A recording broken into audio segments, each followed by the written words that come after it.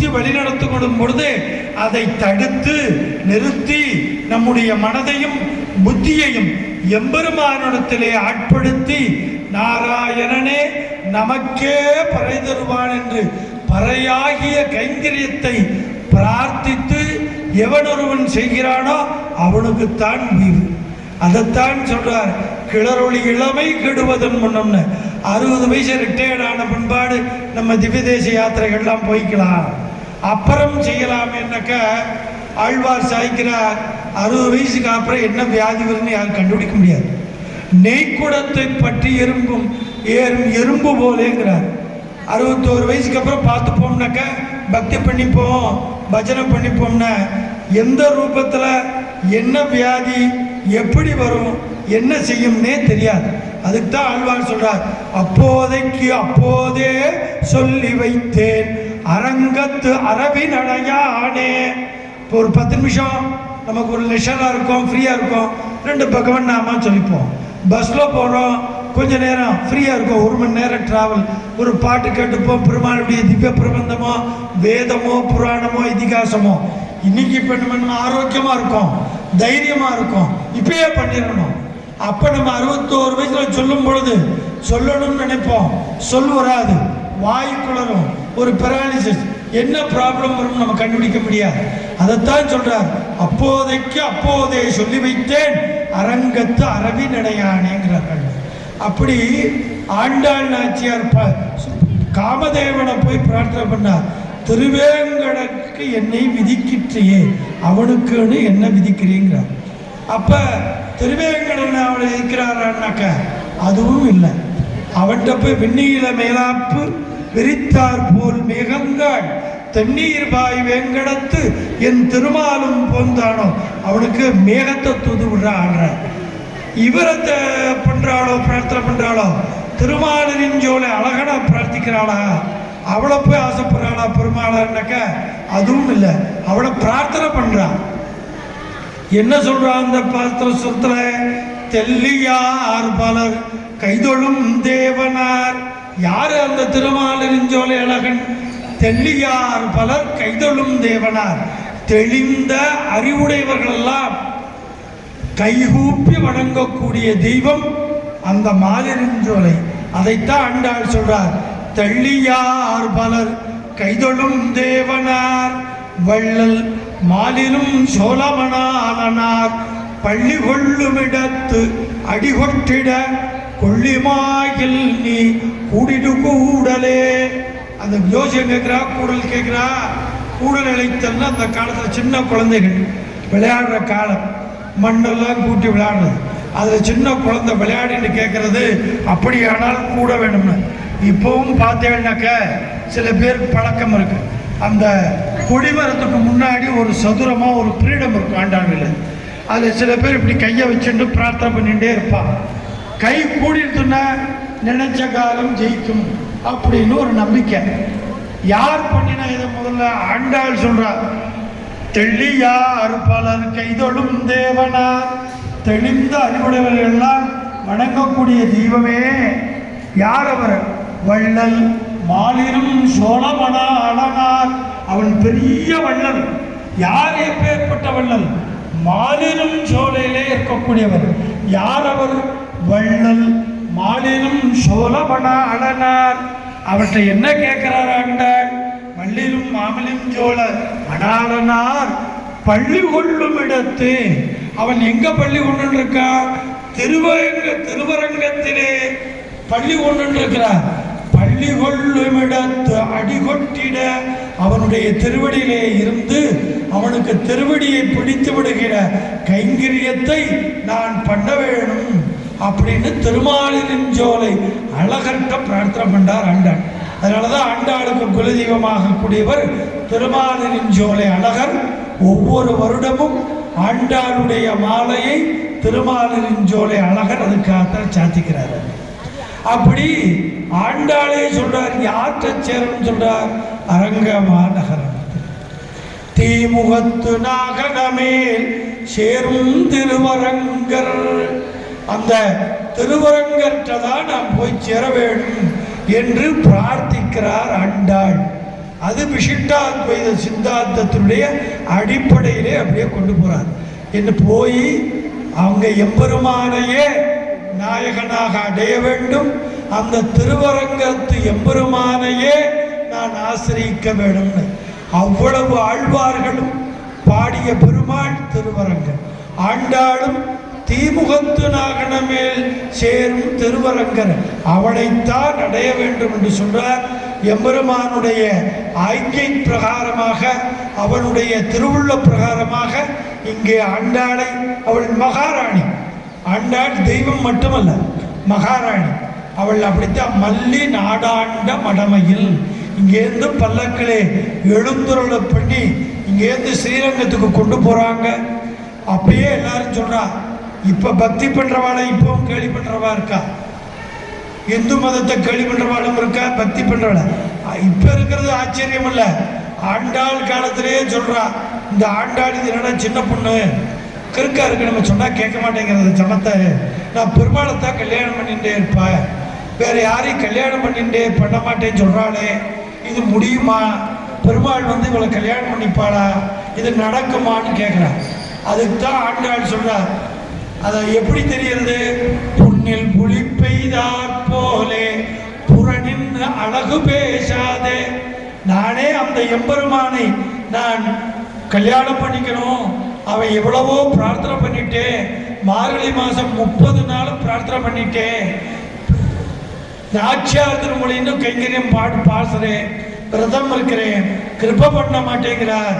எப்பேற்பட்ட பெருமாள் அவன்? எழிலுடைய அம்மனமீர். யார் அவர்? என் அரங்கத்து இன்ன முதல். இந்த பாசுரத்துல சொல்றார், ஆண்டாளுடைய மனத்துள்ளே இருக்கக்கூடியவர் யாரு? எழிலுடைய அம்மனமீர் என் அரங்கத்து இன்ன முதல் குழலழகர் வாயழகர் கண்ணழகர். அவர் யாரு? குழல் அழகர். அப்படியே கட்ட கட்டையா முடி இருக்கு, கண் எப்படி இருக்கு? கண் அழகர். போய் வடபத்திர சாயை போய் பாருங்க. கரியவாகி புடவரந்து விரிந்து செவ்வரியோடி நீண்டவ பெரியவாய கண்கள் எம்மை பேதம செய்தனவேங்கிறார் ஆழ்வார். அந்த முகத்தை பார்த்தோன்னே அப்படியே ஒரு பக்தி வரணும், ஒரு பிரேம வரணும், ஒரு ஈர்ப்பு வரணும். அதுதான் பக்தி, அதுதான் அது. அதைத்தான் ஆண்டாள் சொல்றார்.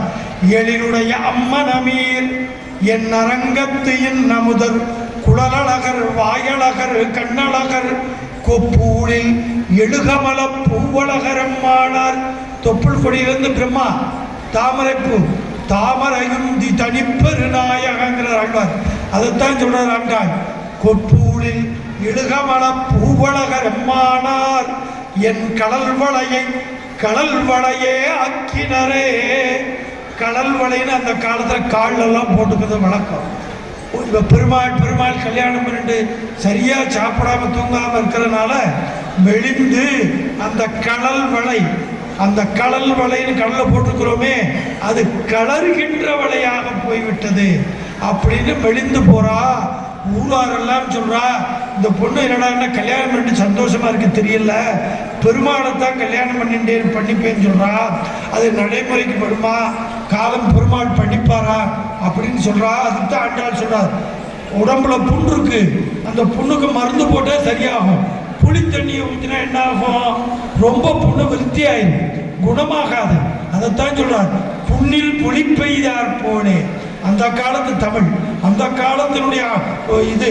புண்ணில் புளி பெய்தார் போலே புறநின்று அழகு பேசாதே பெண்ணின் வருத்த மரியாத பெருமான் அறையில் பீதக வண்ணவாட கொண்டு எம் வாட்டம் தனிய வீசீரே. எனக்கு ஒரு நோய் இருக்கு, நான் ரொம்ப கெட்டப்படுறேன், அதுக்கு என்ன மருந்து தெரியுமா? பெண்ணின் வருத்த மரியாத பெருமான். நான் கிருஷ்ணா நான் பிரார்த்தனை பண்ணிட்டே இருக்கேன், கல்யாணம் பண்ணிப்பேன் இருக்கேன், மார்கழி மாசம் ஃபுல்லா நோன்பு இருந்தேன், தை மாசம் ஃபுல்லா 143 பாசுரங்கள், 140 முன்னுரை தாழ்வாளியேன் நான் செய்யறேன். இவ்வளவு கெட்டப்படுறேன், இவ்வளவு வருத்தப்படுறேன், கவலைப்படாம இருக்கானே அந்த கண்ண பெருமான், பெண்ணின் வருத்த மரியாத பெருமான் அறையில் அவன் இடுப்புல கட்டிருக்கானே அந்த வஸ்திரத்தை பீதக வண்ணவாட கொண்டு என் வாட்டம் தனிய வீசிறே. எனக்கு மருந்து என்ன தெரியுமா? அந்த பெருமான் மேலப்பட்ட ஒரு துளசியோ வஸ்திரமோ ஒரு ஆபரணமோ வந்தால் அதுதான் பெருமாள்கிட்ட துளசி வைனா பெரிய வாழலாம். இன்னைக்கு நம்ம பிரேமி அண்ணாவுடைய பொண்ணு நான் வந்திருக்காவா, பிரேமி அண்ணா பெரிய பரமை காந்திகள், அதுக்கு தான் மின்னடை எண்ணம் பறந்து விளையாடும். வாழ்க்கை துளசி கொடுத்தா ஆண்டாள் திருவடி கொடுத்தா எதுக்கு திருவடியிலேருந்து வாங்கிக்கிறோம்? ஆண்டாளுடைய வாசம் அந்த திருவடியில் பட்டிருக்கும். அந்த திருவடியில் கொடுக்கப்பட்ட அந்த துளசியை எடுத்து முகர்ந்து பார்த்து ஆண்டாளுடைய வாசம் நமக்கு அனுபவித்து தலையிலே வைத்து அந்த துளசியை கொண்டாடிட்டு அப்புறம் ஒரு தளத்தை எடுத்து வாயில போட்டுட்டார். அதுதான் ஆண்டாள் சொன்னது. எதுவுமே திவ்ய பிரபந்தம் தான் நமக்கு கோடு. நான் ஒரு விளக்கம் சொல்லலாம், ஒருத்தர் சொல்லலாம், எல்லாம் சொல்லலாம். ஆனால் நமக்கு இறுதியானது இந்தியன் பினல் கோடு, கிரிமினல் கோடுன்னு வச்சிருக்கா சட்ட புஸ்தகம். அதே மாதிரி வைஷ்ணவர்களுக்கு வாரு வைஷ்ணவா பினல் கோடு 4000 திவ்ய பிரபந்தம். ஆண்டாள் சொல்றார், பெருமாள் மேலப்பட்ட வஸ்திரமோ கொண்டு வந்து என் மேல வீசு, என்னுடைய நோயெல்லாம் போயிடும் சொல்ற. கடைசியில ஸ்ரீரங்கத்துக்கு எழுந்தருள பண்ணி உள்ள போறார். உள்ள போய் பெருமாளோடு ஐக்கியமாயிறார் ஆண்டாள். ஒரு ஜீவாத்மா பக்தியினாலே பிரேமையினாலே எம்பெருமானை அடைவது, ஸ்ரீரங்கத்து எம்பெருமானை அடைவது, அதுதான் ஸ்ரீ வைஷ்ணவ சித்தாந்தமான விசிஷ்டாத்வைத சித்தாந்தத்தை வாழ்ந்து காட்டி நமக்கு அனுகிரகித்த பெருமாளாக ஆகியினால்தான் ஆண்டாள் உலகமெல்லாம் கொண்டாடக்கூடிய பெருமாள். வைஷ்ணவ தேசம் ஆசேது ஹிமாச்சல பர்யந்தம், சேதுக்கரையிலிருந்து நேபாள் தேசம் வரைக்கும் மொழி தெரியல. இன்னைக்கு யாரோ தமிழ் பரப்புறேங்கிறா. ஆனால் ஆண்டாளுடைய தமிழ் எந்த வைணவ கோயில், திருப்பதி போங்க, எந்த வைணவ கோயில் போனாலும் பாடக்கூடியது ஆண்டாளுடைய பாடல். இப்போ உலகம் ஃபுல்லாக வந்துருத்தோம். ஆண்டாளுடைய பாசுரம் சித்தஞ்சிறுகாலே எங்க கடல் கிடைத்த பாடல, அந்த பாசுரங்களை பாடாத திவ்ய தேசம். அவனுக்கு தமிழே தெரியாது. அந்த அர்ச்சகாளுக்கோ பிரபந்த பாராயணக்காரர்களுக்கோ தெரியாவிட்டாலும் ஆண்டாளுடைய பாசுரம் நம் ஊரிலே பிறந்த பெரியாழ்வாருடைய பல்லாண்டு தான் தொடக்கம், முடிவு ஆண்டாளுடைய பாசுரம். அதனால்தான் வெள்ளிபுத்தூர் நொறுகால் சொன்னார் கணக்கமலம் சூடினோம் அப்படின்னு வெள்ளிபுத்தூரும் கொண்டாடக்கூடிய பெருமாள், அதிலே அவதாரம் பண்ண ஆண்டாளும் கொண்டாடக்கூடிய பெரும் தெய்வம், பிரத்யக்ஷ தெய்வதம், எல்லாவற்றிற்கும் போலாக உண்டோ பெரியாழ்வார்க்கு புறவன் சொல்லுவது போல பெரியாழ்வாரும் அவதாரம் பண்ண ஸ்தலத்திலே இன்னோ திருவாடி பூரம் எமக்காக வண்ணோ இங்கு ஆண்டாள் அவதரித்தாள் என்று சொல்லி இந்த ஆடிப்பூர உற்சவத்தை நாம் எல்லாரும் கூடி இருந்து அனுபவிக்கக்கூடிய அற்புதமான பாக்கியத்தை இந்த ஆண்டாள் நாச்சியார் நமக்கு அருளி இருக்கிறார். எல்லோருக்கும் எல்லா மங்களங்களும் உண்டாக வேண்டும் என்று பிரார்த்தித்து அடியேனுக்கு இந்த கைங்கரியத்தை அனுகிரகித்த, எனக்கு இந்த வாய்ப்பளித்த திருக்கோயில் நிர்வாக அதிகாரி மதிப்புக்குரிய சக்கரையம்மாள் அவர்களுக்கும் மற்றும் நிர்வாகத்தினர்களுக்கும் எல்லோருக்கும் என்னுடைய நன்றி தெரிவித்து எல்லோருக்கும் மங்களம் உண்டாக வேண்டும் என்று பிரார்த்திக்கிறேன். ஸ்ரீமத்யை விட்டு சித்தார்ய மனோநந்தனகேதவே நந்தநந்தன சுந்தர்யை கோதாயை நித்யமங்கலம் லக்ஷ்மீ வல்லப சங்கல்ப வல்லபாய மகாத்மனே ஸ்ரீமத் விகனசே பூயாத் நித்யட்டீர் நித்யமங்கலம். ஆழ்வார் எம்பெருமானார் ஜீயர் திருவடிகளே சரணம்.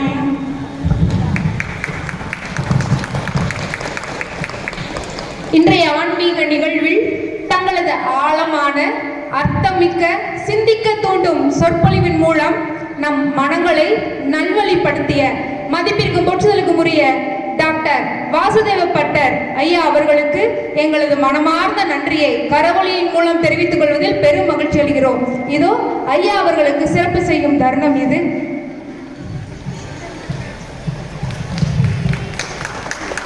நாம் நமது கரவொலியின் மூலம் வாழ்த்துக்களை தெரிவிப்போமாக.